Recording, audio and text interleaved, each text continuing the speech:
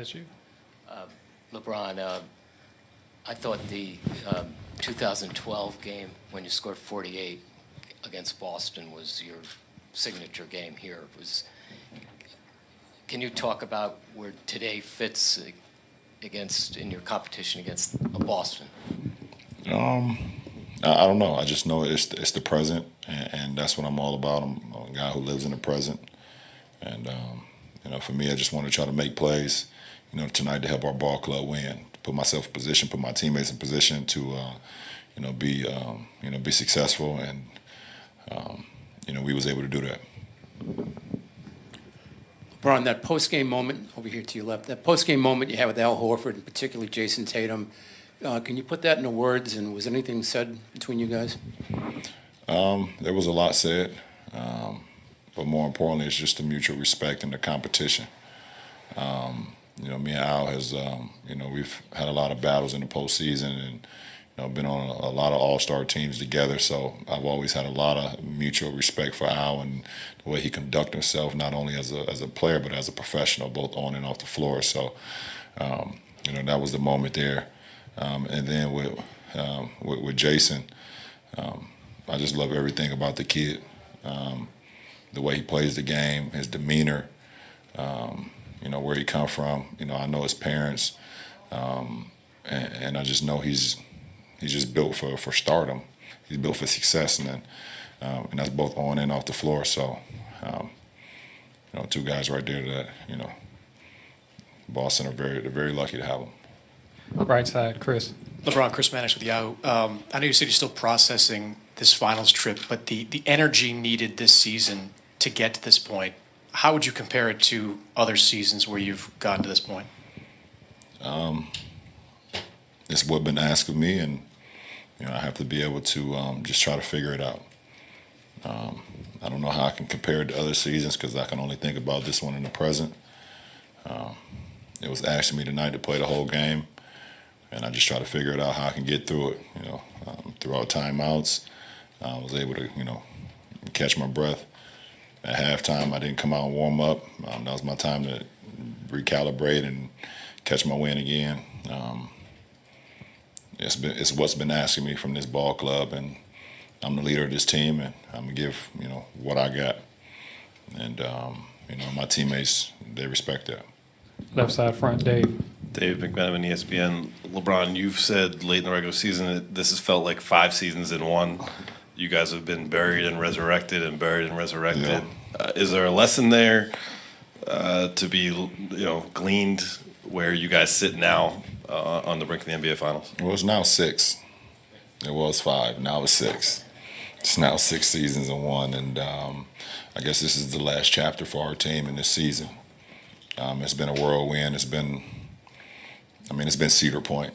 Sorry for you guys that don't know much about Cedar Point, but it's been a roller coaster, and it's been good. It's been bad. It's been, it's been roses. It's been thorns in the roses. It's been everything that you can ask for, and I've always said this has been one of the most challenging seasons I've had. And but like I told you guys, you guys are around us every day.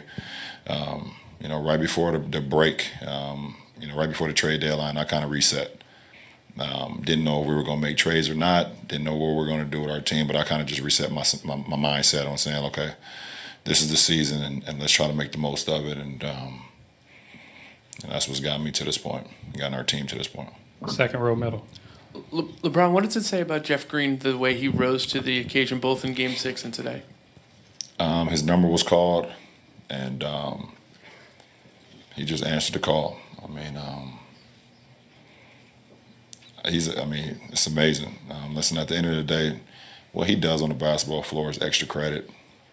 This guy had open heart surgery a few years ago, and the game was basically taken away from him, and they said it's possible that you never played a game of basketball again. So the fact that he can put on a uniform every night and do the things that he do out on the floor, I don't care if he make a shot, or he make big plays like tonight. Like for him personally, this is, it's all like, it's just the cherry on top for him because the game was taken away from him. So for him to be able to just, do what he did last game after Kev's injury and then obviously start tonight, it was big time. Back row, middle. Clevis Murphy, The Athletic. LeBron, Ty Lue said that negative Cavs news sells. Just curious how tiring and exhausting it is to hear people constantly criticize your teammates over and over again. I mean, I don't know because I don't really hear it. I don't really get involved in it. I mean, I kind of know the narrative, throughout the season on, if we lose, if we have a bad month, I already know what's going to happen out in the outside world. I've been a part of it. If we win, I know the narrative. I get it. I mean, it's all a part of the storyline. But I mean, me personally, I don't really get involved in it. I'm kind of over that at this point in my career. So, but I think Coach Lue, he feeds off of it. Some of our teammates kind of feed off of it on just trying to be, people counting us out and counting them out personally. So, and I think tonight was another example of, people counting our teammate out. Counting my guys out, saying that they've been struggling, they won't play well on the road and whatever the case may be, and counting my coach out. And I think they all rose to the occasion. Jason. Kind of along the theme of what we've been talking about, there were some really bad losses this year and some bad moments in team meetings and everything else. Was there ever a moment when you lose hope that this is not salvageable, and how do you not, if you don't, how do you keep the faith and keep the hope that you can pull us back together? I mean, if I did, I wouldn't tell you. I wouldn't tell you. That was a good question. You tried to get me there, right? Tried. Brian. Brian Mahoney, Associated Press. LeBron, in a few years, you're going to be playing, one team that's really, really good. People are going to say you guys are the underdogs. What gives you the confidence that you can get this done this year? I mean, at the end of the day, the game is won in between the lines, and we have an opportunity to compete for a championship. So, I mean, that's all that matters. No matter, what the storyline is going to be, no matter, if we're picked to win or not.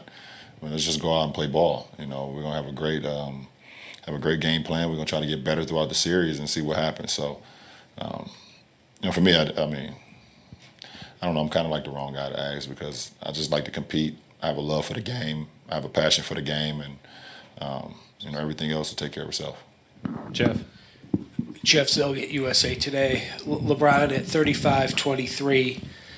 What let you know, even though shots weren't falling for you and your teammates, that it was possible to get back in it and win the game? I think defensively we were just very, very sharp. Very, very sharp. And we were flying around, we were moving around, and it continued to just keep us into the game. Even with some of the plays that we made in the first half where we weren't knocking down shots, I always just kept my confidence in my teammates and know that, if I had the same opportunity in the second half, they was going to knock them down, and they did just that.